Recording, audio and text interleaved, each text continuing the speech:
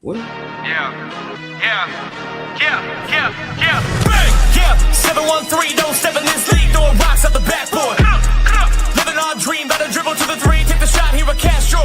And we don't even care what you say, we ain't scared of the hate, get a win in this last board.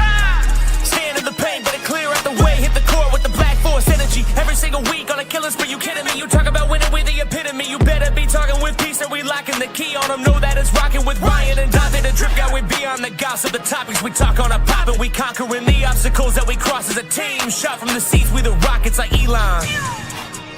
It's the H-Town run down. Let's get started right now.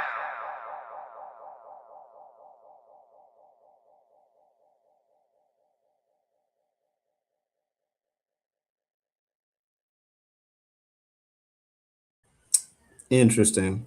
Got a few things about that. Number one, somebody getting fired. Number two, that was fired. Not gonna lie.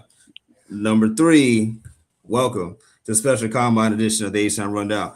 This is your boy Clayton. We got Jules down beneath him, and we have the Master Jedi to our youngling, Mr. Jayson Braddock, extraordinaire. Thank you so much for doing this, sir. How's everybody doing on this fine Sunday evening? Oh man,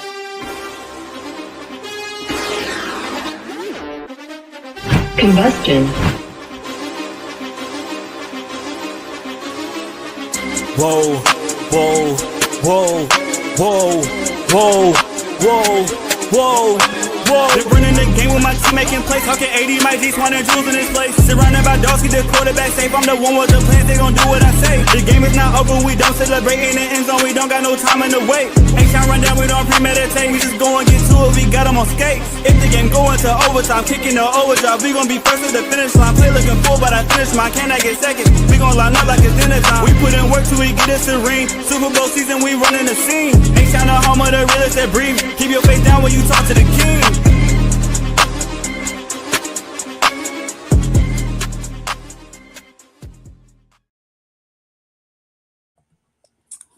Oh, this is hilarious. Definitely getting fired. Technical difficulties. Definitely run getting that, fired. run the Astros. Yeah, right. Might as well do it. Whatever, man. Listen, it's the H-Town Rundown back again. It's Jules, it's Clayton, and it's again Jayson Braddock blessing us with his presence. How are you gentlemen doing on this fine Sunday evening? Oh man, I'm doing good. I appreciate you guys having me. Fun time of year. Got the draft, NFL Combine leading into the free agency next week, then the NFL draft. So no off season here. All right, None whatsoever. Jules, how you feeling, man? I'm great, man. The O line just went their little drills. I'm excited. I got a couple guys that I want to see. I have a couple guys that I can't shake in my mock drafts, but we're gonna see how they perform. We're gonna see how they measure up, and we're gonna see what they do. So before we kind of get into our little rundown here, I'll just ask you guys kind of informally, would you guys say that this past combine this week is one of the most memorable in NFL history as of late in recent history, or am I being prisoner of the moment here? Yeah, I think a lot of people talking about all the record breaking at each position groups. There's been some people question the turf there at Indy, if that played into a part of it. I think a big thing that's probably going on the radar is that a lot of guys are opting out. I think we had only 10 running backs run. So a lot of guys that are probably worried about what their times would be are opting out of it. I think it's a combination of a bunch of different variables. Sure. Yeah, I mean, you had a couple guys that really stand out in these drills and these couple test results, but as being the most shocking or most entertainment, I would say it was this year. I think a couple years ago when you had the Clowney, when he put on a show on his drills, you had Anthony Richardson, he put on a show as a quarterback. Miles Garrett a couple years ago, he did some things. So I wouldn't really say this is the most explosive or surprising. They did set some records on speed, but speed don't really count when you're talking about football drills. So I don't really put a lot of stock in the 40s. I put more stock in the splits on the 40 than I do the 40 itself. Okay. Hey, I was just asking you. Hey, it's fine. But no, I like drills. I like drills more. I like broad jumps. Look, remember you go with Jones from Dallas a couple years ago. He jumped 14 feet, but he couldn't cover nobody. Then you had Anthony Richardson jumping 45 feet inches in the air. But that's your quarterback, but couldn't but had no accuracy. Only had three 11 starts his whole Florida career. Those are kind Mhm. of things that people miss out on the combine when you just look Mhm. at numbers and record breaking things and speed. It's to me it's more of the drills and the medicals and the questionnaires that I like to get more involved into to show who the person is to reinforce what we see on tape. So the numbers don't really get me. Well, no, and I like that you said that basically, since you're getting ahead, cheater. Nah, basically, like what you just said, like we look at the combine as a means of reinforcing the tape, not replacing it, right? Like, and that's where a lot have gone wrong, but we're not gonna, bury the lead here. So, what inspired this whole thing, and credit to Jules, he's really, helped push this whole thing, and Jason Braddock being here helping push it across the finish line. Again, we're just talking, it's off-season ball, it's an exciting time. But basically, the premise of, if the Texans had the draft tomorrow, let's say no trades, no free agency transitions, just straight up four picks in the top 70, multiple in the second round, first round, 28 overall pick, and if Roger Goodell's sitting there right now waiting for the card, how would the Texans operate? What would you want them to do? Right. So that's what leads us into what we're talking about now. And on top of that, please remember, the core still very much young. We got guys like Tank Dell coming back, now we knew that there's a need of like trenches, right? Like offensive line, defensive line. So the Texans had their needs. They got the young core, got the multiple picks early, and absolutely. And this is kind of that last year or two before it starts getting real expensive. Correct. So needless to say, this is arguably the most pivotal, important, impactful moment in Texans franchise history. It feels like we've said that every year for the last 3 years, but we mean it for realsies this time. Like it's this one Not counts for for realsies. Not for realsies. realsies. You definitely got young Listen, kids. for realsies. But yeah, man. So no, so that's where we will lean on our master Jedi here, Mr. Braddock. So going into Indy week, right? Big week as always. As a scout, right? What do you go into? Like with all the grocery lists I just named, like what's your main focus going into a combine week normally? Yeah, so I mean, if you're talking about on the team side of it, I think what they're looking at for most is just the meetings and medicals. Now, as far as us on the outside, when we turn onto the combine and what we're looking for, it's going to differ by position. I think a lot of it, y'all kind of touched on it. It's going to be those movement skills, like the offensive line today, how they do in those drills, how fluid are they, a little bit more stiff, how explosive are they, and that those first 10-yard splits, like Jules was talking about, cornerbacks. They were talking about one corner the other day. I think it was Daniel Jeremiah talking about it. Might have been Torino Pride ran the fastest 40 at 4.532. If I'm not mistaken, you're saying, well, I mean, you don't really see him play up to that to spin. And so I was curious because it's a guy I haven't studied yet. Like, well, let's see how he does in the drills because that's definitely an answer. And so, sure enough, when you start seeing him doing the back pedal and get ready to transition and flip around, flip his hips, there's a hitch in there and there's a glitch on that. So you can catch those little things on the drills and see that. All right, so why is this guy with 4.32 40 not able to sit there and stay in coverage in the actual game film? And so when you start seeing that hitch in are they too high in their back pedal, or is there a hitch when they flip them hips?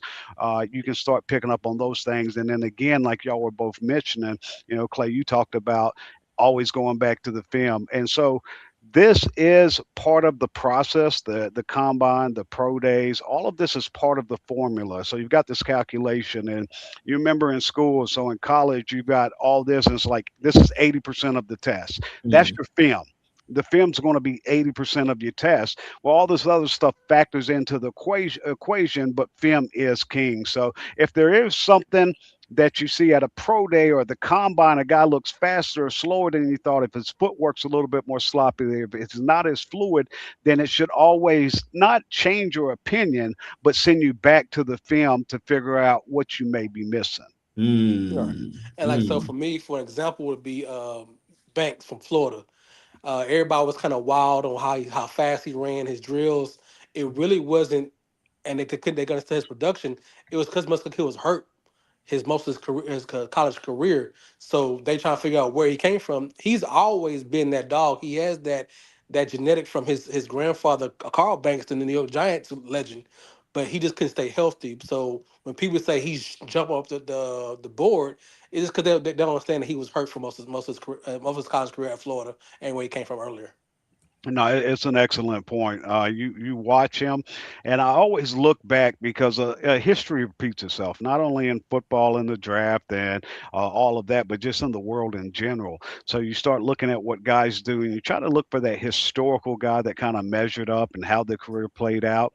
Well, the guy I bring up here is Chris Jones.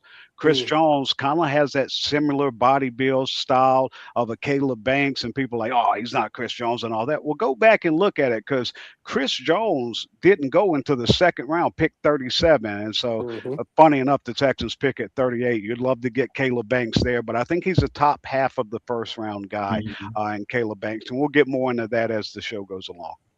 I have a really dumb question. I just want to ask since you're here. Does hand size and arm length matter? It does. It definitely does, Yes. especially at particular positions. So if you're talking about uh, offensive tackles and hmm defensive ends, you're looking for that parameter of 33 inches. Now you can go through history and see guys that have overcome that, but Mhm. it's definitely something that you definitely putting a note down. Again, like we said, Mhm. this always makes you go back to your film. So when you're watching the film, were you thinking to yourself like, hey, this guy, they keep letting him get into his body, and so now you've got the hands, the arm size that makes you say, hey, well, yeah, I had this note during film study, and now we see his arms are shorter than what I thought it would be. This could be an issue at the next level. Now, if a guy is so technique savvy and he's got 32.5-inch arms and he's not hitting that parameter, but you go back and you watch his film or you watched it before and you don't see an issue with it, there's maybe something you're saying like, hey, this is something he can overcome. Also, Seahawks, we remember a couple years ago, they like those 6'3", 6'4", bigger corners. They had bigger parameters on the arm length. They wanted those 32-inch plus arm length because you're pressing, you're closing out coverage, you're closing out windows and keeping it tight and, and letting your defense do what they need to do. Excuse me. And so different positions matter. Quarterback, you excuse me, you want to see them over 9-inch hands. So you get into weather conditions like the snow. Maybe I'm hitting a sore spot here. Might be saying too soon if I'm talking about turnovers in the weather conditions. But in all seriousness, though, so you want to see a guy that's got the bigger hands, that's not going to have the fumbles, not going to lose it in the weather conditions. And so it's just different parameters at different positions. Well, so it's like to piggyback on Jason. What was the biggest tell of the Super Bowl this past season when it came to Seattle's pass rush and the Patriots O line couldn't block? Yeah. It was because he had short arms Will as a Campbell. You're talking tackle, about Will Campbell? Will Yeah. Campbell, and every Man, let that man live, bro. yeah, and most of the scouts all said the same thing coming out. His arms were shorter than what you like because of where he's playing. Because you have these the speed rushers of them like the Miles Garrett and Will Anderson and whatever, and the guys that Seattle have. When you don't have enough length, you really have to your feet work has to be perfect to be in a position. And when you really can't shove them to the side or pass your quarterback, they can beat you with when they have long arms. So it does come to a play when you have certain positions and you would like to have your long armed old lineman play outside because of the speed and power they are going against. Now, of course, in the inside, it's all power, and maybe a spin move here and there. When you come to guards and centers, you can really be better footwork and better framing and put your hands on to get these big guys. But when you got guys come off the edge in the wide nine and you got Miles Garrett doing a Euro step, you have to have some kind of leverage and foot hand placement and reach to keep them guys off your quarterbacks. Not they can always beat you up inside because you're playing more into your body and you get these edge rushers who are great inside your body. They're gonna beat you every time. Sure, absolutely. Look, again, I'm just soaking all this in, right? I just feel, go out there and just at least pick up a clipboard and look smart. Um, but no, I mean, no, that's to y'all's point. I mean, that's why we said earlier, like pro days are helpers to confirm the film, right? Not to replace it. It's a good resource, but it's not the end all be all, especially you're not supposed to get sold on just the raw numbers, right? Guys just bombing D balls down the field, but they have poor footwork, poor mechanics, At the poor get represent. off, stuff like that. Like you're really looking for the mechanics, you're looking for the coachability. And Jules, you made that point, I believe, where it's like you're looking for the coachability, whether it's the Senior Bowl, whether it's combine, like you want to take that as a chance to really kind of see, okay, like if we broke you down right now to your smallest atom of a football player, what can we see, and how does that translate to possibly being in pads, being on the field, and how does that project to our franchise? So, but yeah, I mean, again, this is for all those who really they see the Indy Combine and they just say, "Oh wow, that guy's fast," like, but he has poor vision, right? Like we're Right. trying to help you understand the whys of how we get there. So the kind of the currency conversion rate, if you will, from combine results to on the field, and why some guys wash out really quickly, and why some combine sleepers end up being Hall of Famers. Like you just, anyway, but blah blah blah, words. But moving on though, right? So now we're going to shift from that to actual position group by position group for the Texans. So Jayson, we're going to come back to you, sir. We're going to get Okay. our money's worth, right? So I'm going to give you some names, and we're going to kind of work backwards. So I'm going to give you some names, and you just tell us, first of all, who was the biggest winner of the group, and then kind of work backwards on why, right? Like, was it their explosiveness? Was it the first step? Was it lowest pad level, like the scheme fit for D'Amico Ryans, right? Like, what are the things that really helped them stand out and win the day at their position?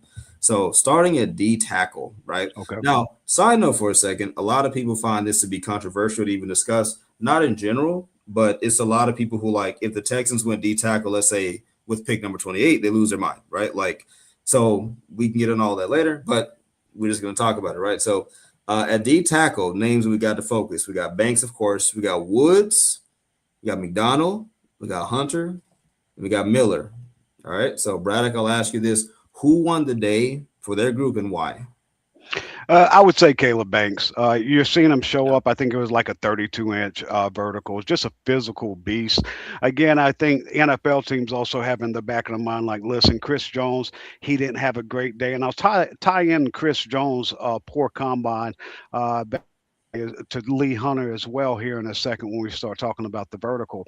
But he checked everything you want to see as far as size, his mentality, the on-camera interviews, meaning for the media. You saw him talk about wanting to run through somebody's face. I mean, he's got that aggressiveness and everything. So I think he answered a lot of questions. Also, Peter Woods, it also has a lot to do with the other four as well.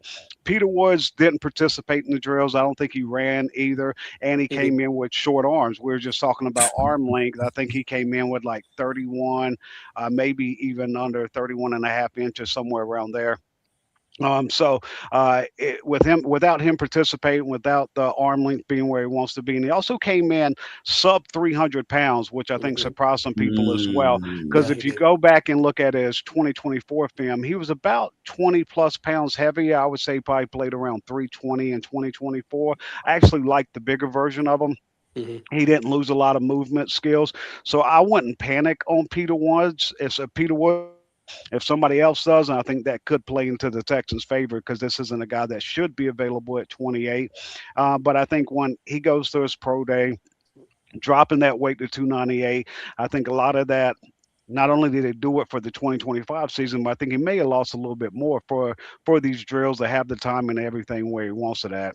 Yeah. Caden McDonald's more of that big body plugger, so he's not going to be as fluid in these drills. He's not going to run fast or anything else. So the combine's not really set up for him to shine.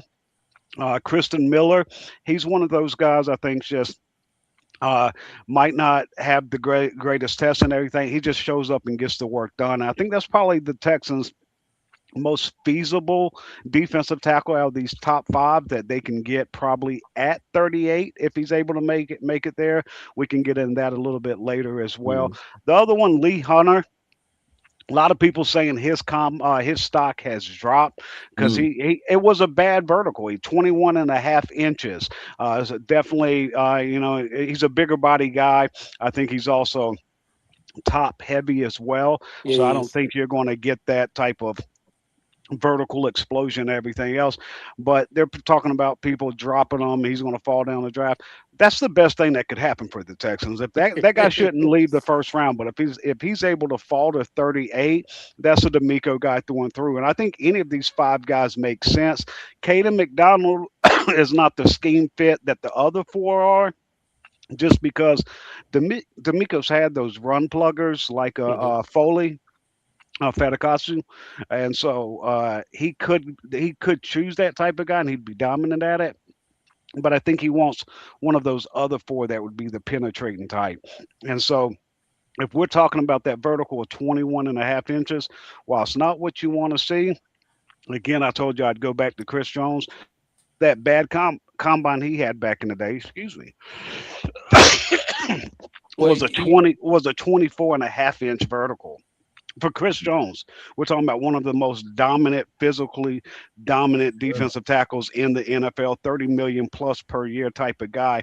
So again, he went to his pro day and increased it to 29 and a half, but still at that combine, 24 and a half. And if you want a Texans comparison, Tim Settle's vertical was only 23 and a half. And I think Lee Hunter's better than Tim Settle, but I wouldn't get too caught up. And this is one of those things you say, y'all, it sends you back to the film. It's like, hey, let's see if this shows up in any areas, but it's not something I'm overly concerned about. But if you're a Texans fan, you're like, hopefully 31 other teams are overly concerned about it. Sure. And Jules, before you go, I want you to get in on this, of course. I just want to kind of set the table real quick as to why. So anybody wondering as to why the Texans are looking at D tackle, look, the guys in the middle are getting older, right? Tim Settle, Mario Edwards, Sheldon Rankins, either they're getting older or they're getting out of the door, right? Like they're on 1 year deals or they're expired as of today, right? So it's a multitude of things happening, but the Texans need stability. They need somebody who can get dropped right in the middle of Will Anderson or Danielle Hunter and disrupt immediately, get in there immediately, right? Heck, I remember a couple of drafts ago, who was that? Byron Murphy, I believe, who's for the Seahawks right now. Oh my goodness, like had he failed us, like so that's the kind of thing where you're looking for a defense that's already elite. You're looking for that kind of last infinity stone or two to drop in there if you can, to make your strength just that much more, right? And what better way to do that than to get a great D tackle right in the middle, young guy who, again, like just drop him in there, see what happens. But just want to set the table. So, Jules, floor is yours, sir. Go ahead. Well, I was going to piggyback on Jayson, and you know how I feel about D tackles. We have maybe two, three, maybe on that's signed on the roster, and so you really don't have a long term D tackle on the roster going forward. And I think I think the quarterback from Indiana, I think one of his press conference or conversations he had with the team was go ahead and get arrested, and so we can draft you at 16. I think for Lee Hunter, I think D'Amico Ryan say, hey man, don't even jump high. I want to get you at 37. So do what you got to do. It may be some self-sabotaging because if you look at Hunter's play and then you look at who was on the opposite side of him, that tells you what he could look at his defense because he actually has a pro all-star on the end of him that he may be a top 5 pick. And that's what you're looking for, production in real David life. Bailey. Yeah. David Bailey, you had to realize, so you can see how he was when you had a dominant edge and he has two on this side, he still produced, he still is a top name. So you can take what you see on tape and you see in real life and what you have, he'll be a good spot for us. Yeah, no, it's a great scenario what you're talking about comparing that. Texas Tech, he had David Bailey and Romelio Height as his DNs. Obviously here you come here with Will Anderson Jr. and Danielle Hunter as far as those defensive ends. And to Clay's point, I mean, Mario Edwards might be a cap casualty. Wouldn't surprise me at all. Sheldon Rankins free, you mentioned. Settle free agent, as he mentioned. Texans have said they'll let Tim Settle go out and talk to teams. So, and then there's mutual interest reportedly. Rankins and the Texans coming back, but outside of that, even if you bring Sheldon Rankins back, you've got Tommy Togiai, and you've got a couple young, unproven guys. But the Texans don't. They love to have that rotation, not just at D tackles, DNs as well. So you're talking about 4 guys seeing serious playing time, and right now it's just Tommy Togiai and Mario Edwards, and we talked about Edwards possibly being that cap cut. No, and again, trying not to get too excited, but like just the thought of it, right? The beauty of having 2 elite bookend defensive, edges going on. If you drop anybody of value in the middle, they're going to eat, right? Like, imagine, if you will, for a second, what if we had like DJ Reader back? Like, rewind the clock. What if DJ Reader was just still sitting right there in the middle, and you had Will, and you had Daniil on the outside? That would be unfair. And so I think that's at the point where like the Texans want to be, where we're going to get into the offense the very next segment. But if people need to understand, if you can make your defense, which is already a superpower, like super elite, like that's like saying if you already have Superman and then you make him immune to green kryptonite, then what do you have? Like, Yeah. I mean, run it all day and twice on Sunday. But okay, so D tackle, that's table. Moving on to arguably the most important position, offensive line, right? Hmm. Specifically the interior. So Braddock, same thing. We're gonna go this time piece by piece, not O line, but we're gonna go guard. We're gonna go guard, center, and then right tackle, right? So starting at the guard position, same thing. I'm gonna give you some names. Who was the biggest winner and why? Okay. Oh, hold on. We got a question real quick. Peyton, he says, Braddock, do you think the Texans have a flawed eye for offensive line talent? We're gonna hold that one real quick. We're gonna get right into that one. I'm gonna I'll keep plead you the right here. fifth. Yeah, we're gonna keep it right there, right here. So Braddock, here you go. Now, full disclosure, my guy is pregnant. The most mock guy that I've had has been pregnant because he just keeps falling to me. So I'm gonna just grab him, right? But we got is it how you say Ioni, right? Like is Uh, Ioni? Ola Babega Yowane. You want it? See, I'm so sorry. Cultural appropriation. Sorry. There you go. So that guy, and then of course, pregnant. You got DeSantis, and you got Rutledge, who's been a fan favorite of the show. So Braddock, biggest winner. Why? That's a good question. I think a guy that I've had, I know the national media, people here locally as well have been watching Emmanuel Pregnon for a while now, and that's been a hot name all across the whole country, just with some of the cut ups that's been shared and everything else. I think he probably comes more into play at 38 if the Texans want to go offensive guard there. I think Mm, most of him and Chase Basantes, who from Texas A&M, I actually have higher, and I thought Mhm. Basantes had. To answer your question, I thought he had an excellent combine. I mean, Yes, indeed. his movement skills for a guard were just fantastic, and I think that's the guy that the Texans could consider at 38. I think Emmanuel Pregnon, even though I've got him a little bit lower than that, is right on the verge. So he's definitely a guy they consider at 38, especially with the Texans wanting to be a power type team and Hmm. really move guys off the ball. Pregnon fits a lot of what they would like. So both of those guys you probably consider at 38. Now the guy you mentioned, Vega Ioane, this is a guy.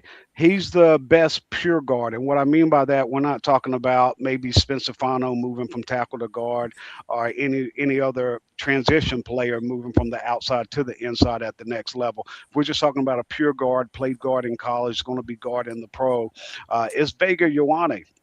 Hmm. But I think this is the top half of the first round type of guy. So if mm, the Texans are looking to go for him, I have no problem with it. Um, but I think you're going to have to move up. Probably start looking at the Jets at 16 because they have the number two pick. They've got the pick at 16. I think that's probably the latest you can look to move up to really be in a position to be able to select a guy like that. And he had a great combine as well. Everything he's done, he just looks the part and everything else. If you don't get, if you don't move up and take Vega, I don't think 28 is where you want to go guard. There's two Yeah. guys you consider there at 38. We just talked about Bisasantes and Pregnon. Both of those guys could be in play, at 38. But you'll hear me talk about with the draft the sweet spot. And what I mean by that is where you have numerous guys with quality talent and all in a similar area that you can probably say, hey, if I want to wait on this position in the first round and come back later, does it have to be the second round? And in the second round, does it have to be 38 or 59? Can I mm, get that? Can I get a similar talent that might not be as good, but a serviceable, quality possible starter at 69 in the third round? Or can I even wait for a position to the fourth round at 106 and 128 for the Texans? And so, with that in mind, I look at that guard position. Several guys, I think the sweet spot is going to be that second part of the second round through the fourth round. I think you can get quality starters. Micah Morris from Georgia, that's Yeah. another guy who had a great combine. mm, And they've got some beast. I mean, I'm talking about some behemoth big men at that guard position in this draft that fit what the Texans are looking for. Guard's a position I wouldn't have a problem if they traded up, if that's the guy they're in love with in Vega. I don't mind if they go 38 with Bisasantes or Pregnon. But I think the value when you're talking about do you take this position early or you take this position, I think the value with guard is kicking that can down a little bit farther down the road to pick 59, 69, 106, or 128. Mm-hmm. Jules, what you got, man? What's Well, my thing is I'm a Chase guy. Me and Jason had a conversation last week. I think Chase is the second best guard in the draft altogether. And if he's there at 37, 38 when you pick, I'm unless we do something for free agency. When once again we're not talking about free agency, that's the guy I'm picking. I like his whole demeanor. I liked his like we said, he's a good, very good pass rusher. I believe he can be a very good run blocker too, and that's what you're looking for as when you want to improve this team. Our biggest Achilles heels is running the ball, and you want somebody who can be nasty with it. And Mm. he's my guy. And somebody that's strong in the weight room as well is something that you need when it comes to the run game. Is that you're lacking?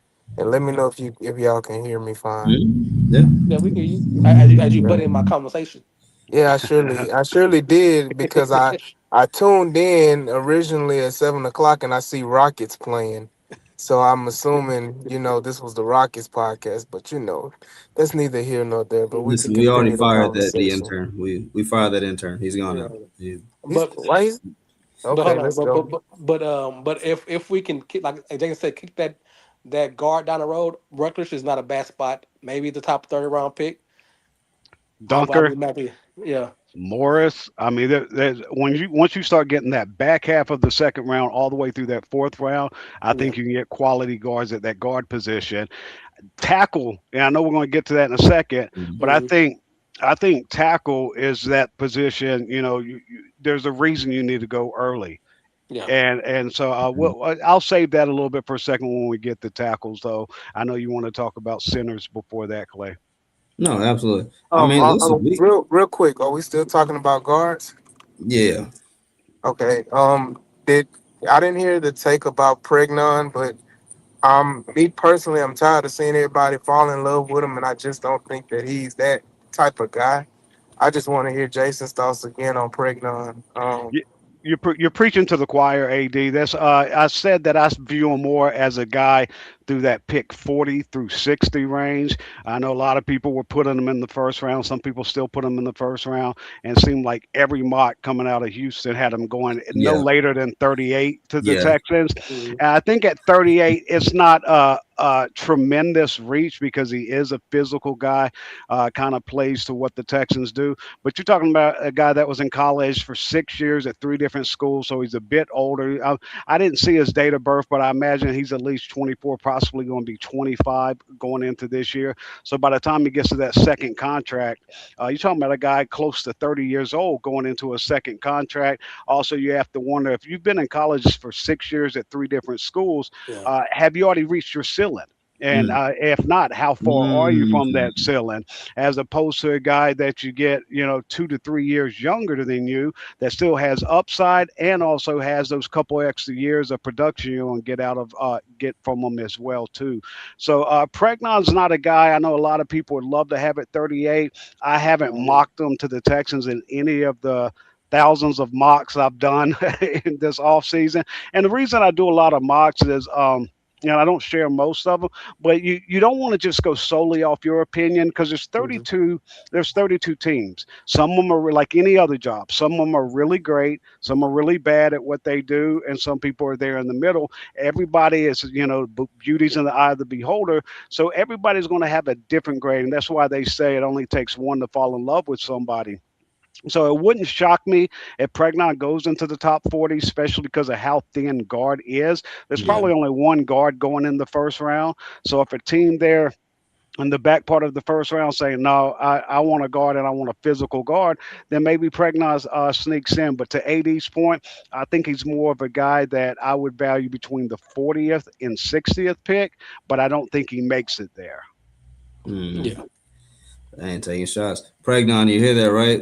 They don't believe in you, P. I Hey, got you, bro. I got. I don't. I don't.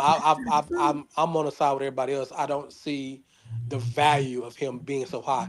What can he do the job? Oh yes, he can do the job. He's physical, but the value at I've seen some mock him at 28 to the Texans with the first Mhm. round pick. I was like, there's no way. Not for what his skill Clay said set is that was like. me. That was look. I was one of them. I'm fired. Then I guess I look. I'm out of a job. But now look. I just think at this point now, look, you got to get it right on the offensive line, right? Broad Mhm. brushstroke, like specific to guard, right? Talking value. You ideally do not want another Kenyon Green situation, right? Where you Mhm. get a guy while missing on other guys, and you don't even have that guy. Like, Right. okay, so if you're gonna take a shot on the guard, right? Like, just get it right. And Braddock, to your point, it's okay to kick a guard down the street because you already technically have a guy in Titus Howard, if you will, who's super flexible. You can make a guard work and kick a guy inside or two, like, you know, get your tackles early. I don't want to get in front of everything, but but we kind of agree on that point. But right now they don't believe in you, so just put it out there. Okay, so look, we're just gonna, look, it's our show. AD, he's the head guy here, but it's our show today. We're rocking it. We can flip flop the order real quick. So we'll leave center for last. Let's go ahead and Yeah. go to tackle. Let's strike with the honor side. Speaking about tackle, right? So the names we got and see, I'm gonna butcher these names. I'm so sorry. Please forgive me. Uh, Just say Max the tackle. Just say Max the tackle. I got you. I know that's the guy who we all waiting for, right?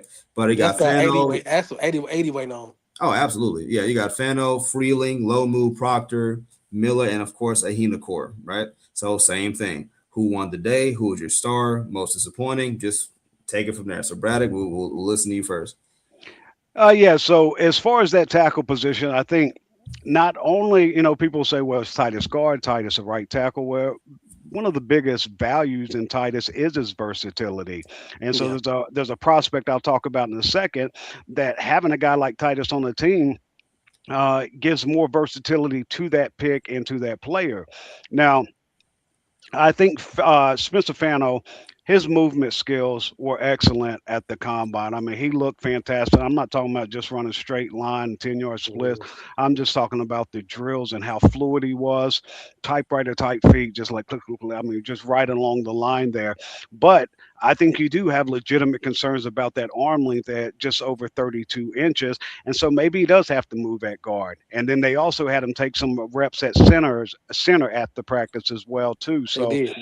um, Francis Marinoga, that's a guy. There's been question: is he kicking the guard, or is he a true right tackle? He has the size, he has the measurements.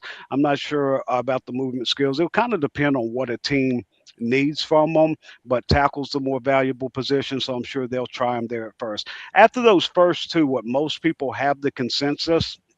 Uh, the guy I think has the upside and is probably already showing, but he has to become stronger. Caleb Lomu. I Hmm. think that's a guy that could possibly be the third one off the board out of those three. Played at Utah at left tackle. He's the one that made Spencer Fano move from the left side to the right side. Neither one of those guys, Malnoga's going to be gone long before the Texans. Neither one of the Utah guys are physical guys, and I don't think either one of them fit what the Texans are looking for. So now we're getting to the sweet part for the listeners for like, well, who are those Texans guys? And the guy I've been saying is the top 25 guy since January. And I said, wait till the combine. He's going to kill the movement skills. He's going to kill the drills and everything else. Ian Achor. Max Ian Achor is a guy that he was in the third round in January. Then people dabbled, moved him up to the second round. Then they moved him up higher in the second round. And then they're talking about first round. Listen, in January, I told you, this is the top 25 guy. He might not make it to the Texans when we get to April in just over a month and a half. But I think that's the ideal guy for the Texans. The second guy, there was two guys I said at 28 that I think would be home run picks for the Texans at tackle. It would be Max and it would be Monroe Freeland. Now Hmm. Hmm. Freeland he killed all the testing, he killed the timings, the vertical, everything you want him to show well. He did well at the combine today. I think if you can get Monroe Freeland or Max Ihanachor there at 28, then I think that's you go home happy at round one. I don't know if either one of those guys, by the time we get to April, you'll see them in every mock now to where you can get Max at 38. Mm, Maybe you get Monroe Freeland at 28, maybe a little bit later. But by the time April gets here, maybe both of those guys are gone. This isn't what you would call a great tackle class where you've got guys at the top that people are thinking might have to move the guard, but tackles are going to go. 25% of the first round is going to be offensive linemen. There's going to be at least 8 guys that go. Uh, After those two, let's bring in the guy I was talking about with Titus Howard. If both of those two guys are gone, I think Titus Howard gives the Texans the luxuries that at that point, if those two guys are gone, Max and Monroe, then you could consider Caden Proctor. Now, Yes. people either love him or hate him. He might have to kick from left tackle over the right tackle. He might have to kick into guard. Well, having Titus versatility to play tackle or guard, you can bring Caden Proctor in. You know he's going to maul in the running game. Let him mm, use his movement skills out there. If he can't cut it, then you can kick Titus back outside and move Caden Proctor inside. So Titus, it again goes to that versatility and value that having Titus Howard on the roster gives you, especially if you consider a guy like Caden Proctor. Now, mm, this next guy is somebody most people are higher on than I am. I think he's more of a second round talent with a high floor that you'll see mocked to the Texans a lot. And lately, you've even seen him go higher. Had a good combine today. Blake Miller, I think Yeah. he'll go in the first round, but I think he's more of a top 50, maybe top 40 type guy. Played the main thing you're going to hear people talk about is how many games he started at Clemson. So he's a plug and play type guy, but I don't think his ceiling's going to be anywhere close as high as Freeland or Ihanator. mm. Jules? So Oh, I no, I'm gonna jump in while I can. I do have a question. And just for everybody, what are y'all thoughts on Nick Casario? If that's the case, as Jason was saying, that those two are probably or possibly could be going by pick 25. What's the incentive of Nick Casario trading up if he really wants those guys? Especially if you're talking about maybe 5 spots or something like that. Yeah, and that's what I've been talking about that a lot the last couple of weeks. I've been saying that I feel after the combine and the lead up to the draft that there's going to be a run on those offensive tackles because there's a huge fall off after Blake Miller. And I don't think Blake Miller's on the same level as those top guys. He's not far behind, but then after him, there's a huge fall off. So we talk about the sweet spot. The sweet spot is that first round. And this might be why the Texans may not have the luxury of going offensive tackle in the first round. And I said they might have to consider moving up to get ahead of Cleveland has going to have an entirely new offensive line. They need O-line. Philly, Lane Johnson's talked about retiring at right tackle. Landon Dickerson's talked about walking away after their O-line coach left. Um, you've got the Chargers. We all know about their mostly on the interior there. But I think the sweet spot as far as for Nick Casario to move up AD, you're looking at Dallas, who's got 2 first-round picks, 12 and 20. So maybe after they select at 12, the high likelihood that they may be more comfortable trading back from 20 to 28. And Pittsburgh at 21. Maybe they're not comfortable taking Ty Simpson at 21, but at 28, they're saying, hey, pick up an extra pick, feel a little bit more comfortable, still get that fifth-year option. I think the Texans need to move up to 20 to 21 to get ahead of the Chargers, the Eagles, the Browns. 49ers are talking about Trent Williams might part ways. They're Yeah. one pick Texans. So I think jumping up to pick 20 with the Cowboys or 21 with the Steelers is where the Texans need to get to be able to secure one of those guys, either Freeland or Ihanator. Cool. See, I'm right with you, and then also my follow up to that is when you brought up Proctor. I like the prospect of Proctor. I don't like the prospect of moving Titus Howard around. My thing is, I know Titus Howard. That's a luxury, like you said, but at this point, I feel like Titus Howard just needs to stick to one spot. And where does Titus Howard fit the Texans best at this moment in time? Does he fit them best as a tackle, or does he fit them best as a guard? And what is harder to find, like you said in this draft, is it harder to find a tackle? And if it's harder to find a tackle, and you're able to get a tackle that's worth its salt, then it would be pertinent that you move Titus Howard inside permanently, Yeah, Well, or vice one hundred versa. percent. No, 100%. I agree with AD. Jules, I didn't mean to cut you off. I'll just chime in real quick to It's AD's okay, point. Jason. You can cut him off anytime you want. It's Jules, Yeah. Jules, my guy. So, now as far as that tackle position, to AD, I think you hit the nail right on the head. That first round, you're looking for a starting quality guy, and also if you go with a guy like Ihanachor, who didn't start playing football till junior college, or Freeland, who's only got really 1 year to 1+ year of starts, then you got a luxury in Houston also to bring back an insurance policy in Trent Brown. Do you want Trent Brown to start the whole year? Do you trust him to stay healthy? No, on either of that. But you've got a starting quality tackle that can step up and play in the pinch. So if Ihanachor or Freeland's not ready to go, you've got Trent Brown who can be a mass tackle, what he's been for most of his career, and you get him at a value of probably like 1 year, $4 million.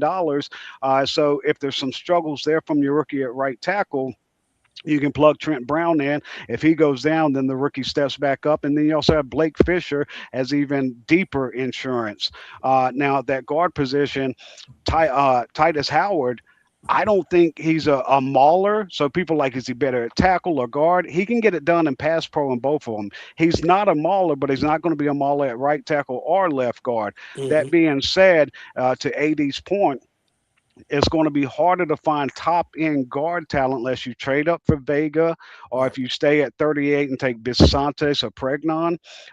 If not, the best path is and to get the highest talent because Ihanachor and Freeland just have insane ceilings. So I think you go with that tackle. And if you have to move up to 20 or 21 to get them or move up to 20 and 21 to get Vega, I think that's where the conversation is. And at that point, it's still the luxury of having Titus Howard because if you move up and get Vega, then Titus is staying at right tackle. But if you move up to get Freeland or Ihanachor, then Titus is going to left guard.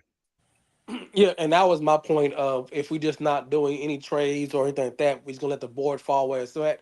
It's whoever's the best prospect at the time. If it's the best guard still sitting there, you go guard and you move ties back to right tackle. But if it's the tackles you're looking for, then you put them back inside at left guard or even right guard, depending on how you if you resign at Ingram.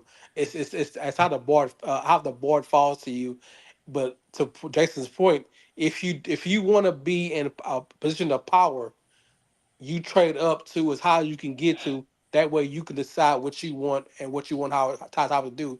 If you get to 16 or 18, 19, 20, where before they start taking O linemen, besides the top two guys, that's what you do. So you are actually predicting where you're gonna go once you make that draft pick, but you have to trade up to be in that position of power. So real quick before we move on off of this, per special request, we got another guy. This mountain of a man, Markel Bell, out of Miami. Jason, Project. what? Yeah, project guy. So Braddock, you agree? Project guy, developmental. Well, I call these type of guys mass tackles, and you heard me call Trent Brown that Yeah. mass tackles. They're guys. They're not going to have great footwork. They're not going to have great time and any of stuff like that. But they cover up so many flaws just with their mass, with their size, their wall. The game. It's a timing game. You've got 2.5 seconds to get to a quarterback on most plays. And as far as the running game, can you move bodies? And so, yeah, to Jules's point, he's a mass guy that you're going to probably be able to get on day 3, and also the Texas A&M game kid, Demetrius Crownover. Both of those guys are probably round 4 later, day 3 picks. So if you don't go tackle in the first round, maybe you kick that can down the road a little bit as well.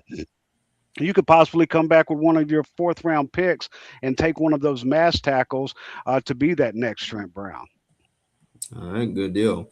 And finally, to the center position, which again, we're not going to talk about free agency, but we're just going to talk about it. This will be a little bit lighter. We got a few names here. We got Lee, Heck, and Brailsford. Braddock, what are your thoughts? It was the best. So I think you said Connor Lew, Sam Hack, and Parker Brailsford. Yep. Parker Brailsford, you look at him on film, his movement skills is insane. I knew he would crush the combine. He did. I mean, a center shouldn't move like that. It's just a thing of beauty to watch. That being said, he's undersized, so you're probably going to see a team be more willing to take him higher than a power scheme. You'll see a zone scheme team that runs a lot of zone go with Brailsford. Same thing with the tackle Enrique Cruz Jr. Great movement skills, but he's probably more likely to go to his own scheme. Connor Lew, Sam Heck, if you want to go in that second round range, maybe one of them lasted that 69th pick in the third round. But the guy who killed the combine, and I haven't studied his film at all, I'm interested to go back and watch at the center position, Logan Jones. Yeah. I mean, not only did he have a great 40 or anything else, but I mean, Logan Jones. Oh, I just saw it come up. Larry Payton. Larry's my guy, man. Larry's got an eye for talent as well. Um, yeah, Logan Jones just really crushed his combine. So I'm intrigued to actually go look at the film on him and everything as well. But similar to Brailsford, a little bit undersized. So I don't know if that's the guy that can do the power scheme. Again, I'm speaking out of turn without looking at the film and everything. But we do know who was his coach, Kirk Ferentz, who's the new tight end coach that played center for the Texans and for the Patriots, obviously, James Ferentz.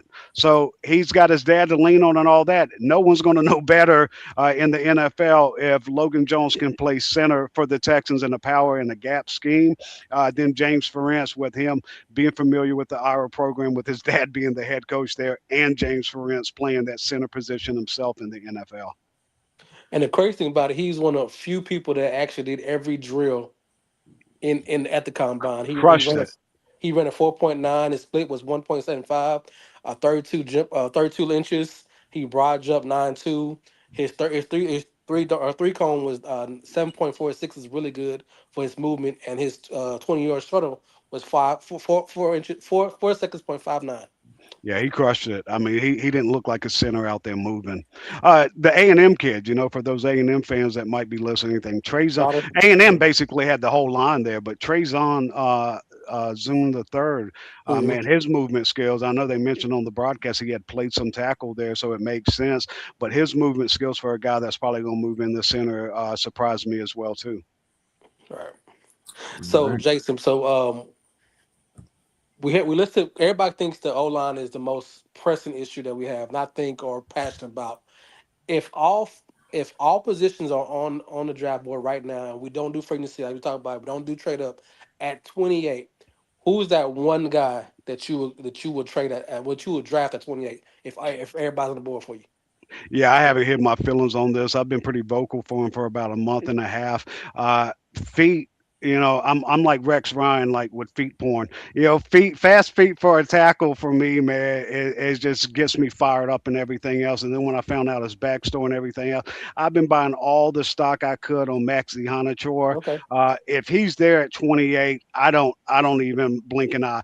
I'll be honest with you though, with people being all over the board with Caleb Banks and Peter Woods, it would be hard for me to pass on those two guys for what they could be at that D tackle position. Hmm. But with how big the fall off is at tackle position, the upside, the feet, what Ihana Troy can become in the NFL. And I don't think he's as raw as I think a lot of people expect him to be more raw than what he is because he didn't start playing football till college. But man, you go watch his film, he's doing stuff now that I'm like, this dude might be able to start week one. Yeah, he's going to take some bumps just like Ursary, but I Yeah. expect him to progress quickly throughout the year.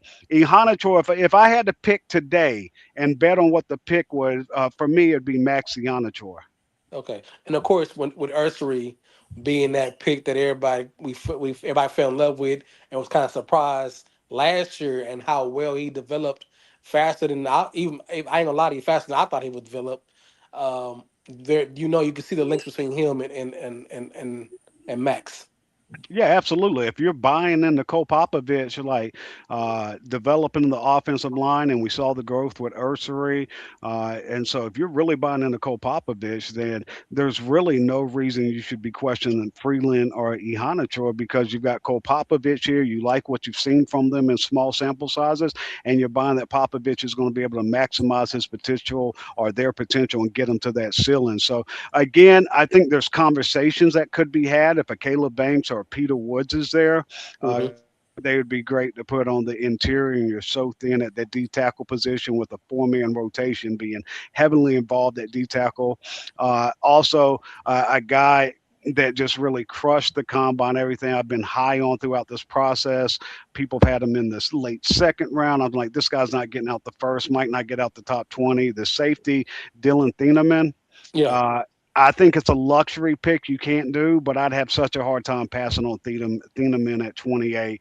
Again, there's some other safeties you can get later where that fall off at tackle so deep. And if you pass on Kalen Banks or Peter Woods, if they make it to your 28, you might still be able to circle back and get a Lee Hunter because of the vertical jump or a Kristen Miller. It seems like out of all of them, the best chance to get at 38 is Kristen Miller Yeah. from Georgia. And this thing I'll say about Kristen Miller, a lot of people are like, oh, I don't see the production. I don't see this. They played him out of position a lot from that zero tech to that two tech. You put them in D'Amico's scheme with the offensive line having to worry about Will Hunter Jr. and Hmm. Will Anderson Jr. and Daniil Hunter coming off the edges, Togai next to him. Kristen Miller's going to eat. And I think that's the only reason because the way they played him in that scheme, it's the only reason you could possibly get him at 38, and I think that'd be a steal. So if you're looking at 28 and 38, I think ideally, unless a Lee Hunter falls, I would take at 38. I expect him to be gone before 38. I think Maxi Hanachor at 28 and Kristen Miller at 38. I think I'd go into 59 feeling pretty comfortable. Me too. I got you.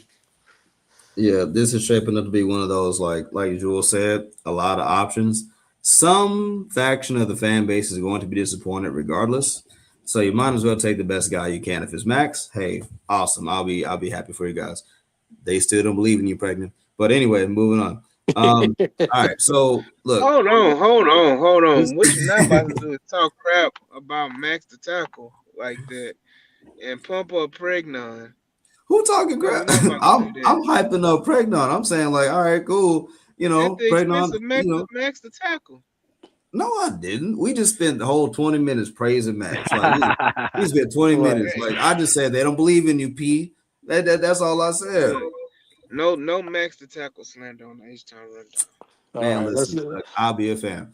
But look, it's the perfect segue though, right? Because again, what naturally leads from the offensive line conversation is right into run game, right into the backfield, right into running backs. And you can have the best running back in the game. You could have Saquon Barkley, you could have Barry Sanders.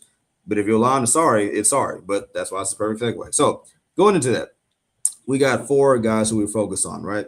We got, of course, Jadarian Price, arguably the most mocked guy to the Texans. I know I've done it about 5-6 times. You got Emmett Johnson. Of course, you got new superstar Mike Washington, according to every 40-time indicator.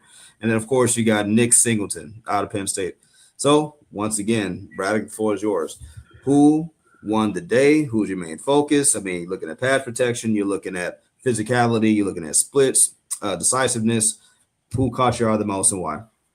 Well, yeah, as you mentioned, the darling of the combat at that running back position was Mike Washington Jr. I felt like they overlooked a little bit how great of a combine Jadarian Price is. I thought he looked really well. I was hoping to see Jonah Coleman there, 5'8", 220. Figure he could do a lot of that power stuff the Texans are looking for as well. Emmett Johnson, I didn't think he had a great combine. I think, I don't want to get caught up in the boosted of stock, herder stock, anything else. But I think if you were kind of on the fence on Emmett Johnson, I think you probably dip him a little bit here. Yeah. I don't think he did I himself any favors. I Uh, did. I thought Jadarian Price, because the question was like, well, with Jamiah Love ahead of him at Notre Dame, he wasn't able really to show off his receiving ability. I thought him and a lot of the running backs really plucked the ball naturally, looked comfortable. He looked fast as well. I think this running back class was probably going to happen, and some of these guys get pushed up a little bit because it's not a great running back class. But I don't think you really, if I'm the Texans, I don't really start getting into that running back conversation until 59. And so Mm, whether you're a Jadarian Price, a Mike Washington Jr., or Jonah Coleman, whoever it might be, I think, again, going back to that sweet spot, I think you're talking late second round through the fourth round. That's probably your sweet spot for the running back. So you look at positions. So let's probably go a different position in the first round and early second round. If we want to consider a running back, if I'm the Texans, I'd probably start at the earliest, considering that 59, maybe at 69. mm, But again, I know we're not really getting into free agency, but it's going to depend with free agency coming before the draft. It's going to depend on who they sign in free agency, because they will sign a running back in free agency. It's just a matter of who it is. So is it a top tier guy like Kenneth Walker, Travis Etienne? Or is it like a Rico Dowdle? If it's a Rico Dowdle, maybe you go running back a little bit earlier, like at 59 or 69.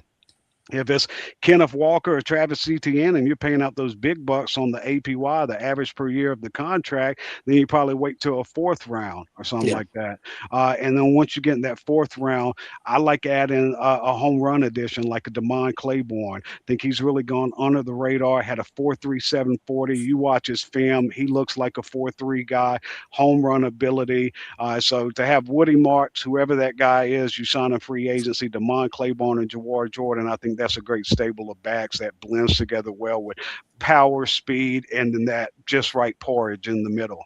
mm, mm. Jules? Well, I have not really looked into the running backs situation as far as the scouting situation. I've heard Price had a from what they're saying, had a decent, but I think he actually had a pretty good combine. Of course, Washington, he ran fast for a guy his size. AD said he reminds him of Derrick Henry, the way where he runs and he built. So then you kind of get excited about that. I have Singleton a couple times in my mock drafts, but that's later on in the fourth round, like Jason was saying. And this once again, Jason said this. It really goes on free agency for me, and I know this is not the kind of conversation about it, but if I had to draft somebody and it's put my head to it, I would like to see Washington. I like that bigger back with Woody, and I think that speed on top of what his big size. He's a load, and once again, it's what the coaches keep saying. We want to run the ball. We want to be a power running game. We want to control the line of scrimmage. We want to do this. You can't do that without a big back to get you those tough yards, and then he can get you tough yards and break tackles, but he also can outrun you too. And that's a real combination skill set. So he's the guy I'm looking for based on what they're trying to do and limit CJ's um, errors and throwing and responsibilities and lean on the run game because they have not done that in 2 years as lean on the run game. And with the cut of Joe Mixon, you don't have a back that can elevate this O line, regardless of the new additions or not. So you go with somebody who's that powerful, fast, and elusive. So running back for me has been near to my heart because again, he's talking about impact and lacking. Like we have not had an impact run game, no disrespect to Mixon, but since the days of Arian Foster, let's be real. The last time the Texans dominated the NFL via the run was the days of Arian Foster. Since then, I don't know how many different leading rushers, quote unquote, we've had. I mean, we had Rex Burkhead once or twice. We had Carlos Hyde up in here. We got all these guys, no disrespect, they're pros, but I mean, like, I want the Texans to return to the point where they're at the forefront of running the football, right? Whether it's committee, whether it's a bell cow back and another guy, like, I just want them to get this right. I forgot who said it, but they made a great point. At this point, I'd rather just throw all the talent back there, just overload it, like plan for injury, right? There's no reason to get like, bro. There's no such thing as having too many running backs who can all do a good thing. Like I'm not opposed to that. Bro, But we're not running wishbone, okay, sir? With right, 5 running look, backs in the backfield. I'm just saying, if you're the Texans, like you're taking no chances, right? Whether it's injuries that hit you in the postseason, which that never Right. stops, or it's regular season or mystery foot injury or whatever the streets say that happened to Mixon. I just want as many offsetters as I can get and impact playmakers, right? Like, and look, to y'all's point, for me, it comes down to either Jadarian, which I don't know if he's going to be there, or Mike Washington, right? Like, digging into Mike Washington, talking about him a little bit more. It's not just the speed. Like I forgot the clip that I got and I posted, but it's the fact that he trucked the dude and Right. barely broke his acceleration. Like just walked right in, no sweat. I think Derrick Henry is a good comp for him because again, Derrick Henry does the same thing. If you can get him in the backfield, okay, fine, you got him. But the moment he breaks that first level, second level of the defense, like I hope the best trying to stop him, right? So I think if we're talking an entire shift in offensive identity from kind of fugazi, kind of finesse to run down your throat and like Marshawn Lynch said, run through your face, then I think the Washingtons of the world and the like, just like him, that's where you're gonna kind of go. So, but yeah, all right. So moving on from running back. But hold on, Oh, before you off that, yeah. remember last year we had to go to New England, we had to go to Denver, and hopefully the Texans can get the number 1 spot, number 2 spot. But just in case we don't, when you have to go to those cold towns and it's bad weather, you want Mhm. somebody who's powerful. You want somebody who can put their foot in dirt and make a one cut and come up. So that Washington pick, that power back pick, is something you look for because of bad weather games in January and what you're gonna face. Yeah, man. And no one cares about British Brooks as a running back, sir. Let's not. We're not Hey, entertaining this hey, conversation, hey, okay? hey, hey. He's a specialty player, half fullback, half. If you ain't got nobody else on the roster to run a ball here or the Hey. touch push, but Look, don't throw British conversation this Jules, conversation, sir. Jules, I'm right with you between him and shout out to our boy Chris Roy and Gerard Jordan. People love the guy that seems to be counted out.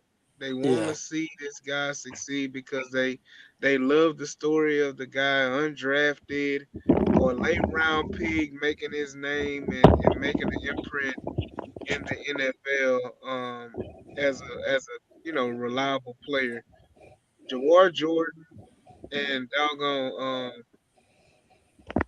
what happened? British Brooks, Yeah, British Brooks are are special the team teams players. players. Hmm. Like at the end of the day, these guys aren't or should not. If you again, you saw it at the end of the season, we were relying on them.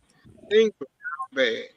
Nick Chubb was hurt. Woody Marks in and out of the game every game. Mhm. We already had lost Joe Mixon before the season. Like we were down bad and having and forced to play them. Though that situation just because you see little glimpses of here and there, that's not something that you can rely on. There's a reason why that they weren't playing majority of the season. Right. So you got to move on and you got to go and get high end talent because at the end of the day, I guarantee you, if we would have had a healthy Joe Mixon, the run game would have looked completely different than what it did last year. Yeah, and I want to attack on Rodney Bryce 764. Woody Marks earned to at least be number 2. I mean, if that O line had any better push and strength in the run game, he might have had more yards because he was fighting and he closed out a lot of games for this franchise on the back end of that 11 game, 12 game win streak when they needed 3 yards to clinch the first down or 3 yards, 4 yards to get to win the game. To I mean, you got to put a little more respect on Woody Marks' effort as a run guy who wasn't supposed to be um, have that much carries going to the season. So to me, it's you get a high end free agent or you get a guy in the draft high. But like I said, that's not the conversation we have. We'll talk about that once we get into more roster construction next Mhm. week. Sure. Absolutely. So to kind of flip it for a second, now on the other side of the ball, Yes, linebacker. All that's right. what I'm talking about, All baby. right. All backers. We got a linebacker. Here we go. So All right, we next got a topic. few. Yeah, damn, damn. So we got the Jules mess around draft 128. All right. So we got about 5 focus names here. All right. In order, we got Mr. CJ. CJ Allen. We got Hmm. Anthony Hill. We got Jake Golday, we got Josiah Trotter, and of course we got Jake Rodriguez. Braddock, who we looking at, sir? Who was the star of the show at the linebacker group? I mean, there was a couple actually. I mean, Anthony Hill flew, Jake Golday, close to top five in all of the drills. But I'll go with Jacob Rodriguez because everybody Hmm. knew this was a turnover machine. His background as a quarterback, he just knows where to be and all the time.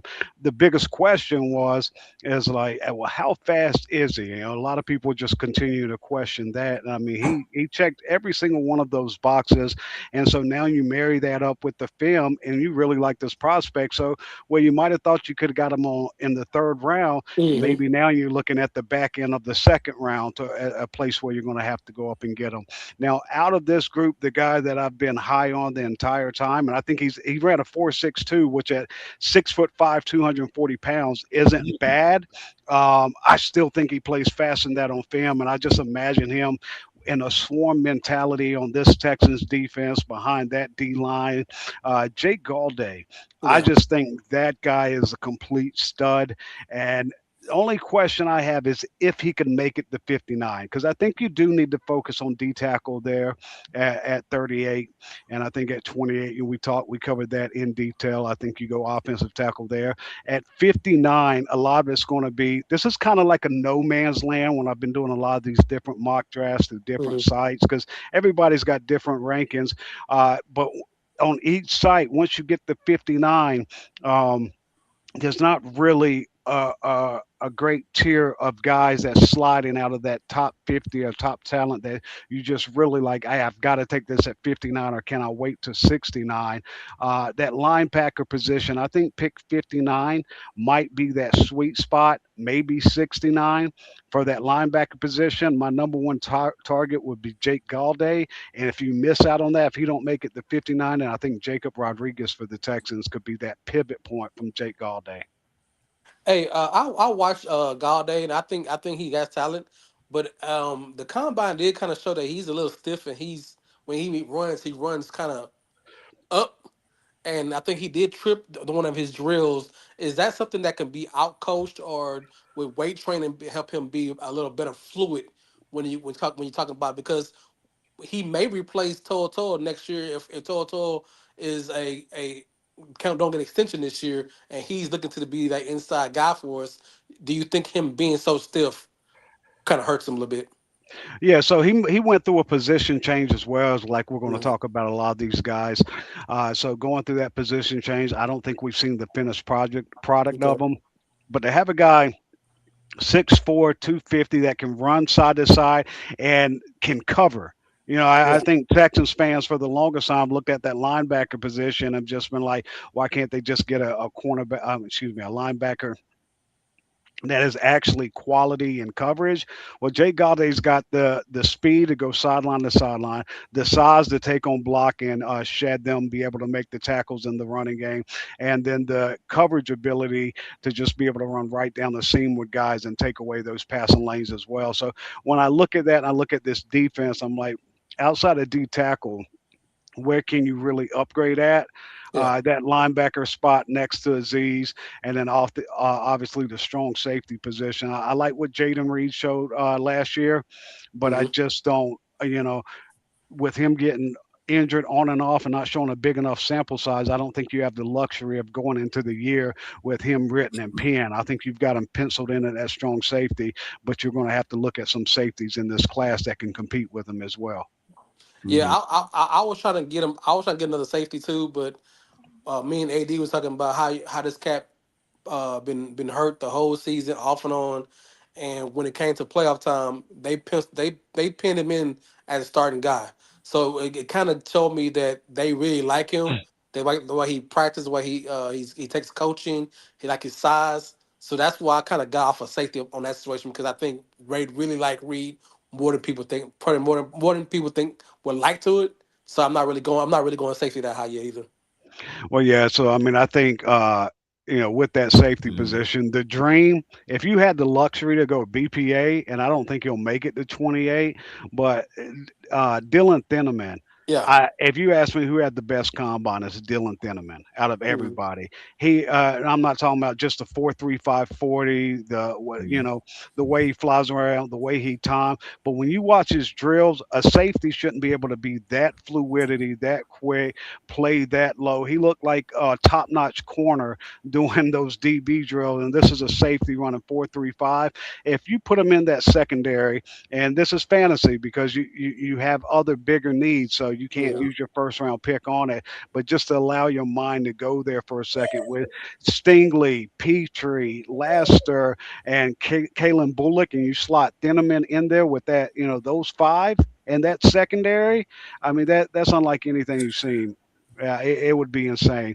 But I think probably more of a more realistic, especially probably if you're talking around 59 at that safety position, not to get too Mhm. far ahead. But the former U of H kid, Yeah. AJ Halsey, that Mhm. dude has muscles on top of muscles, and to be that rocked up from head to toe, he shouldn't move that fluid and that well.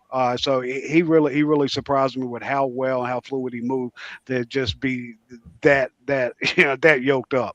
And so that's the guy that maybe at 59 you consider there as well too, to put in that at that strong safety position. Well, the piggyback off of Jason, when you talk about this combine, just talking about combine, when the number one safety player doesn't practice, doesn't come out, doesn't run, and the only safety that runs only safety that's a competition is Lenzo Styles, what he really gave you with his speed. Um, that safety showed up when the lights were on, and he took full advantage of being the top rated safety that actually did drills, and that's what's going to get him drafted in the first round if everything goes right. Mhm. He Mhm. took full advantage of being in the limelight. And Jules, I'm glad you said taking full advantage because one position group that took full advantage besides running back, besides O line, tight ends. Yep, took full advantage, right? So, perfect segue to our kind of final position group study. We got, and I'm gonna throw a name in there because it's not listed here on the rundown sheet. But of course, you got Kenny Chadiq, Mr. Tiny himself, according to AD. You got Eli Stowers, right? Yeah, You got Mike Trigg, who I've mocked Trigg to the Texans a couple times, and I'll throw in there Max Clare from Ohio State. yeah. Braddock, Soldier, sir. Who is I can probably guess what you're gonna say, but who won the day and who improved their stock, or what are the mechanics that you saw that stood out for whatever insert prospect here? Who you got, Braddock?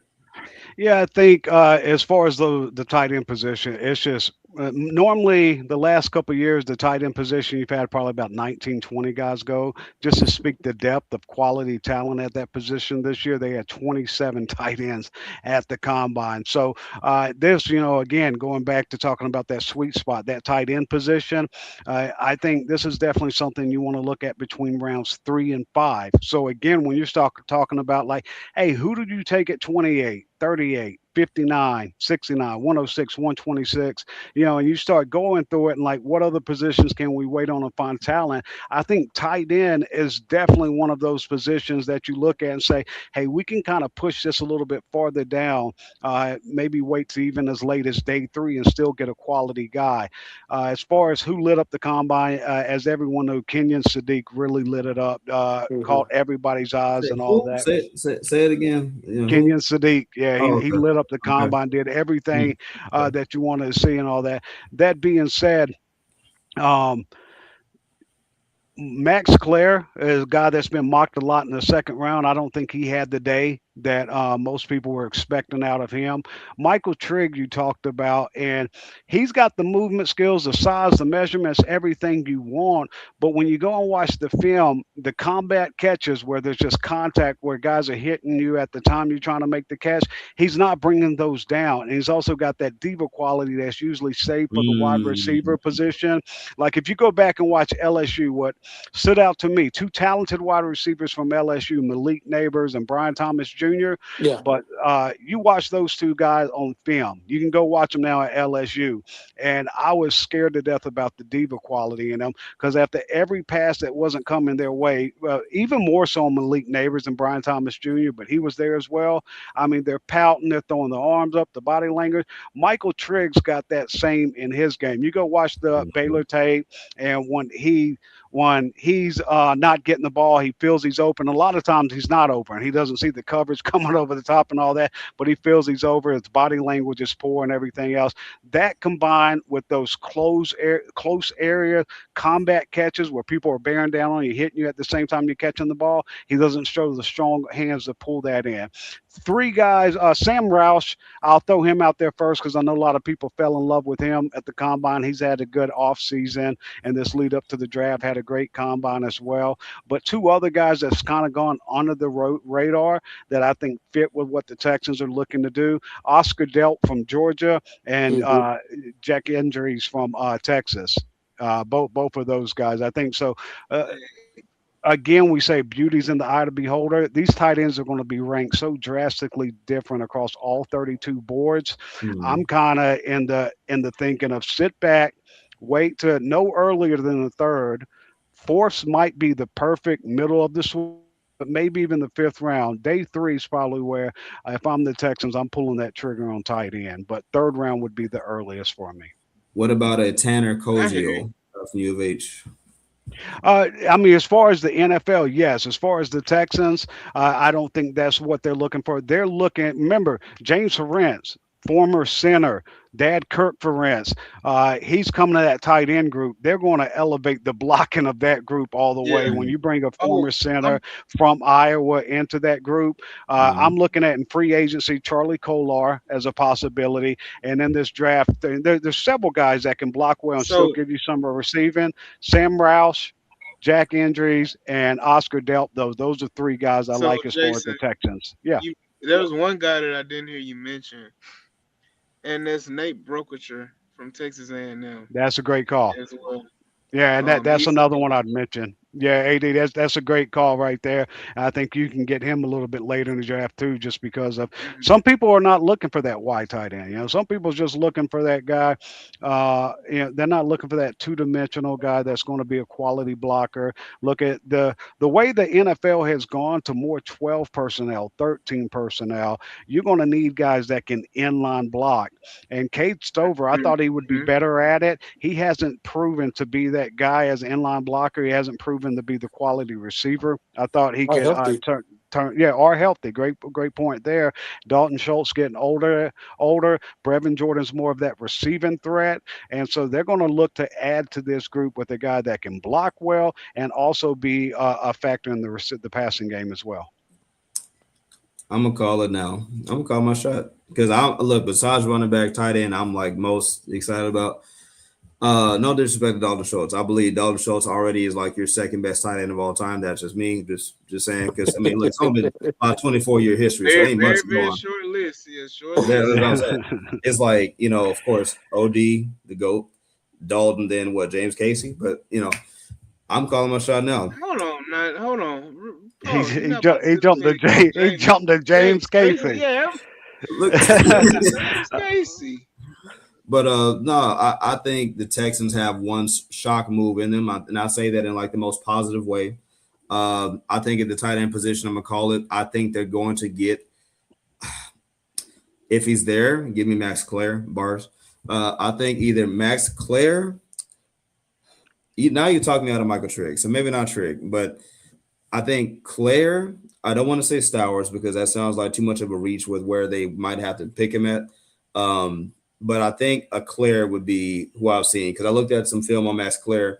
Even though it didn't have maybe the best pro day, I liked him on film. I like his cutting. I like his movements. He kind of reminds me of who's the Green Bay tight end? I forget his name. He just got hurt. Um, Tucker Kraft. Craft. Kraft. yeah, right. Kraft. So something like that. Just he like rangy, long steps, good cut, catches the ball, yard to the catch threat. So I like Claire. Like he's been a coming on late kind of guy for me. So if they can get a Claire, I think they would. So I think that'd be maybe that one shock move for me. But kind of moving forward here. So off of tight ends, Braddock, we're gonna respect your time, sir. It's already been an hour and a half, but we appreciate you. We're gonna go Hold to our on. final segment here. We're actually final two. We just got Froze. Uh-oh. Hello. So that's what we Clay, do. yeah. So Where Clay Clay Yeah. go? missed out. What happened to Hey, you, brother? before we close, I got one one crush that I need to have somebody talk to me out of, and that's the Hill, the linebacker. Jason, what you thought about Hill? The Go ahead. Anthony Hill. Anthony Hill Jr. Yeah. Hey, be respectful. Be respectful. Yeah, no, I mean, I think he's a speed guy, a little bit undersized as well. Hmm. I know a lot of people outside of Anthony Hill. I know a lot of people also like Kyle Lewis because of his coverage ability. Hmm. Kyle Lewis came in 6'1", 220, and so you're going to expect him to time fast. You're going to expect him to be good in coverage, but I just worry about them being that complete all around linebacker. And when I evaluate now the last couple of years, mostly I always do it with the eye to the Texans instead of where I used to do it for the, towards the entire NFL. Now I kind of look at where these guys fit for the Texans. And so for me, I like to see those bigger guys that can move, that can still help in the run game and in coverage. Where I think Hmm. where Anthony Hill is going to have to separate from blocks better. Yeah. But I mean, he's definitely a guy that can move. Okay. What I was gonna say before I was cut off, actually, I think Joe's did it. I was just going to say, independent of Houston, which is we all talk Houston all the time. Who was your guy that just stood out in the draft period? Independent of the Texans, like any team, any round. Who was your biggest winner from the draft? Maybe an under the radar guy, a running back who looks special in drills, maybe an interview caught your attention. Who would that be? For me, and I guess I kind of cheated early saying this, but it'd Safety. be the safety from Oregon, Dylan Thoneman. I mean, I thought he just did the time in 4.35 safety, running like a top-notch corner in the drills. I mean, he did those on-field drills among the DB better than probably every cornerback out there. And so, yeah, for me, I think if you say, what if I go to the NFL Combine, what's the workout I want to have? It would be Dylan Thoneman. They'll be using his film next year. You know how they show past prospects that's in the NFL when they're showing the drills and how to do Hmm. it from previous years. When they show that DB drills, they'll be showing Dylan Thoneman next year. Okay. For me would be Love. I know we didn't talk about Love because we figure he's a top five, top 10 pick. I think Love really showed that he's on that top level of talent coming out of Notre Dame, Mm-hmm. and the fact that they reported he was doing wide receiver drills after the running back drills, which showed that his dedication and him trying to Mm-hmm. be the best back he can on both sides, rushing and pass catching. AD, you got anything? If he gonna pick somebody from A&M, so he don't really count. Yeah, I got you. No, I'm good, man. I'm good. I'm let y'all have it. We can close it out. I got you. Let me see. Do I have a person just independent of the Texans just shown? I think I'll just go Mike Washington. I just like his story about this. Just did a piece on him for Toro Times. Not trying to plug it, but I had to kind of dig on him a little bit, especially just the outpouring of emotions. Right, like he's been to multiple colleges before this exploded as an Arkansas Razorback, and he's not just his speed, right? Like from on-field precision, cutting, again, gritty, tough, tenacious, hard nosed. Truck sticker guy. Speed, of course. I just think Mike Washington he earned himself a lot of money here. He got himself up a lot of boards. You're going to get yourself a guy who really cares about the game. He's passionate and in a good way, right? So I'm looking forward to Mike Washington. I actually, if it's Lord's will, I have plans to maybe try to get out there to a pro day to kind of get up close. Yeah, man, that's my guy, Mike Washington. But all right, so Braddock, last thing. We're going to rapid fire real quick. Okay. We're just going to close it out, rapid fire. Keep it tight. Let me know your thoughts. All right. If the draft was Monday, D tackle or O-line first? O-line. All right. One player that Houston cannot pass on if given the opportunity. Oh man. I'll keep it with where I said earlier. Ihanator. Okay. Okay. Biggest red flag you saw? I thought the safety that's getting a lot of plug. What's his name? The three-name safety from the small school.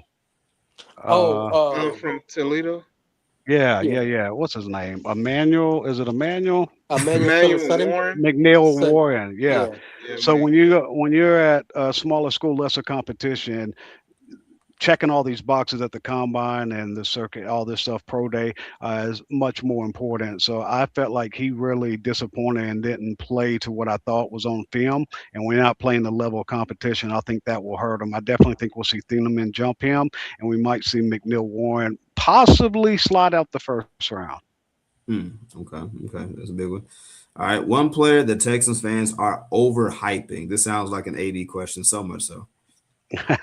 I'll probably have the same answer as AD, so I'll go ahead and say it. Well, I'll let AD say that one. I'll go a different one. Go ahead, AD. Go ahead and drop it. Emmanuel Anybody from A&M? Pregnon. Emmanuel Pregnon. Get it out of here. Dang, man. Anybody from A&M? And then the other one I would say, just because I think he's probably a second round pick, he'll go in the first round, but I think he's more of a second round pick. The tackle from Clemson, Blake Miller. Mm-hmm. Yeah. Okay. And last one sleeper in round 3. Oh wow, That's hard because right. Oh, okay. I got 2 guys for you because I love both these guys. Way higher on each of them. Cornerback from Florida, 6'3", had groin surgery 2 months ago in December. Still ran the 40 at the combine. It's the only thing he did with the groins 2 months after groin surgery. And at 6'3", over 200 pounds, ran a 4.5 40. Devin Moore. The other one, pass rusher. Everybody talks about Keldrick Falk at Auburn, the pass rusher opposite of him. Him and Malachi Lawrence are 2 guys I like there, early 3rd round, possibly for the Texans. Kieron Crawford from Auburn. All right. Hey, for one position that we didn't talk about, I think I was 2 positions I want to talk about, but we didn't talk about was corner. But you already mentioned somebody from corner. What is your take on the quarterback situation after the number 1 pick going forward? Who's the number 2 and 3 quarterback in your rankings? Well, what everybody's saying, that I haven't studied them deep enough to have rankings, all that, but just from what I've seen so far, I'll say this. Ty Simpson's probably going to be that second quarterback taken, whether he goes late first, early second. It's probably going to be the question. But the third guy after that, people are talking about Garrett Nussmeier, Carson Beck. The little bit that I peeked in on their games and everything, I just didn't see it with them. The one guy that intrigues me the most at quarterback is Drew Aller. He intrigues me so much that I don't think he makes it to the 4th. But if he did, and with the Texans having 106 and 128, I wouldn't be mad at the Texans taking him because I'm not buying Graham Mertz. Davis Mills is not going to be here forever. He's on the last year of his deal. If you can sell high on Davis Mills, go ahead and get that return this year. You invested a 3rd. Try to get a 3rd back, 5 years later or something. Save the money on the contract, save you, sign you a little cheap vet quarterback to back up, and try to develop Drew Aller. It's the most important position in football. If you can get a guy on day 3 that I think has day 2 talent at a minimum, it's definitely something I wouldn't. But I don't think he makes it to the 4th. Gotcha. Oh my goodness. If that happens, here we're gonna get the anti-Stroud agenda. All they drafted is replacement. Oh my gosh. You can't trade away Great note from Brandon Halliman. I saw this come up. 4'8", 540, 6'5", 315, 34-inch arms, D tackle. I know exactly what he's talking about because that was probably the biggest surprise to me of the D tackles. Played opposite of Peter Woods at Clemson, DeMonte Capehart. Yeah. When he ran that 4.85, that's probably was the biggest surprise of me that I didn't see coming this weekend. What about the defense in Zion? Zion Young, I've only looked at like 1 or 2 games of him, so I really want to go back and study. After the combine, I start kind of ranking them up a little bit. Yeah. And I haven't been wanting to say this because I don't want it to be the only thing people remember, but just the early peek in, he gives me fears for Taco Charlton. Like just a dominant physical guy. Yeah, so you can't say that without everybody just having that stamped in their brain for the rest of the time. So I don't want to go and then watch some other film like, okay, I was a little bit too hard on him. But I do have some concerns that there's a lot of stuff that I can see, because they're now talking about him possibly getting pushed up in the first round, maybe even the Yeah. middle of the first round. And there was a lot of similar talk with Taco Charlton when he was coming out, just being a physical freak with that size. Well, I will say Yeah. this No, at the no end. more, no more last ones. Cause Clayton, you and Juice had about 8 last ones. So y'all Sir, I really ain't need to say start nothing. looking. you ain't supposed to Honestly, be on this I ain't podcast say Hold anyway. on, nothing. Everybody, hold on, I calm would. down, calm Oh no, down. hold on, hold This I'm on, this cutting hold it this on. out. this, this is a Jason, combine. Jason, hold on, Jason. Jules is getting out of his element because right now you're here and Uh-huh. he is thriving. He is up and about. Any other time, Jules will be gone, sleep, and off Right. the podcast Because by now. look, Jason, So this is this because is they be Jules talking just about acting out of his feelings. element. They be talking about feelings. They be talking about this. I want to educate. I want to talk about the Hey, game. This Look, this right Hey, here. This is what I hey, love to talk about. all I know is if we get Drew Aller, CJ Stroud, See, there you go. Start noise I again. told you. I told There you. you go. There you go. There you go. Once But look, again, clickbaits. Clickbait, man, Jason. Clickbait, Jason. That's why I all about clickbaits. nice. all I was gonna say to close out, and Braddock, again, we appreciate you. All I was gonna say is to your last point about talk about guys getting to the first round and surprises. That serves the Texans well, because you know what that means. That means somebody who we really want is gonna Right. drop. So with that being said, Jason, we appreciate you, sir. Really do. Thank you for your let expertise. let us know where we can follow you because there's a comment you got LD at the bottom asking, he said, are you on social media? He wanted to follow you. So please let everybody know where we can find you, follow you, and support your content, man. Yeah, Well, I'm not a big social media guy, but I did come back. Yeah. Dr. Roto, a couple other people talked me back into opening it up last year. So I did open up one. I opened up Twitter. It's on the screen under my name. It's just my name, at Jason Braddock with a Y on Twitter. Um, Newbies may call it X. I'm still old school, I guess. But yeah, you can check me out there. I'm putting out during the off season just some of the draft and free agency thoughts out there. So I appreciate the shout out. Thank you, LD, Larry, Brandon, all you guys for chiming in. Killer Cow. I remember him all the way back from damn near 15 years ago. Chiming in on the Dylan Gwynn, Mighty Gwynn show back at Sports Talk 790. So appreciate all the love. But yeah, I'm back on social media. I came back in September of last year, right before the football season. Started getting that itch again. And yeah, y'all got me anytime. This is a fun time of year. Love to talk free agency and the draft. Just all the possibilities of what could happen. I think it's more fun to me than the actual outcomes, because it's just Right. you playing with all these puzzles in your head, and then when you see it together, it's great to finally know, but there's a finality to it. So all the hmm, daydreaming, like what I was talking about with Dylan Thoneman, I know the Texans aren't going to take him, even if he's there at 28. But just to think about that secondary group with Thoneman, with Petrie, Stingley, Lasser, and Bolick, I mean that's man, I'm hmm. going on it again. It's the nerd in me, guys. But nah, you can't keep me too long. We're talking Texans football in the off season. Man, I can't believe free agency is just a week away. So that's Yeah, insane, man. So yeah, thank you guys for having me. Hey, Jason, absolutely. be careful because I got your number. I'll pull that card and have you on the show next week too. Keep playing me. Man, you can't have me talk about football too much, man. It's always fun. So anytime y'all need me, man, I'm on there. Absolutely. All right, well, gentlemen, listen. Hope you guys have a blessed week. This is the penultimate few days up until free agency and the new league year starts. So we're gonna do it all again pretty soon. That's Jules, that's Braddock, that's AD, and that's myself. Hope you guys have a great rest of your evening, and go Texans. Go Texans. Not gonna go to bed.